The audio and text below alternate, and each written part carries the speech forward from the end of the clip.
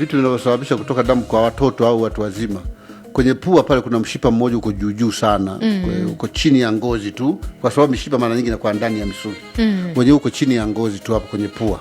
Kuna eneo fulani, kuna wataalamu walielezea vizuri sana. Sasa pale kuna vitu vinaweza kutokea vifuatavyo. Kwa mfano kujichokonyoa pua kama unavyofanya Azori hapo. Sio kitu kizuri sana. Ukipagusa pale patatoka damu. Okay. Sasa watoto mara nyingi wanachezea pua zao, wanagusa pale. Kwa hiyo unaweza damu zikatoka. Lakini kingine mafua, yani mafua au ugonjwa wote ambao unaathiri pua. Kwa mfano mtu anapiga chafya, una mafua makali, inaweza kupazibua pale pakaanza kutoka damu. Lakini vile vile kuna vitu tunasema ajali. Kwa mfano kama mtu amekupiga ngumi, kofi kwenye pua mara nyingi. Kwa mfano ukipigana na daktari atakupiga pale tu, ukiona unakuja vizuri anakutwanga pua tu pale, wewe utainama tu kutoka damu. Alafu kuna magonjwa mbalimbali ya mwili. Kwa mfano kwa watu wazima kama anatoka damu mara kwa mara, tunafikiria vitu kama pressure ikiwa juu.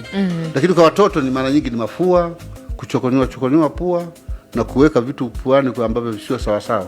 Mtu anaweza kutoka damu puani mtoto. Okay. Sababu yake ya huduma ya kwanza, usimlaze mgonjwa anayetoka damu puani unaita chali, usimlaze chali. Unachokifanya kama ni mtoto unamwambia panue mdomo. Unaminya pua vizuri zote mbili, alafu anainama mbele. Unaiminya pua kwa vizuri kama hivi ninavyoonyesha. Anakaa kama dakika 10-15, mara nyingi inapotea, inakatika. Hiyo ndio huduma ya kwanza, sio kumlaza kifudifudi hivi. Ukimlaza kifudifudi inaendelea kutoka, baadaye anaanza kutapika damu na kadhalika. Kwa hiyo anainama mbele, anapumulia mdomo, unakamata ile pua vizuri, unaiminya kabisa. Anaacha mdomo. Anapumulia mdomo.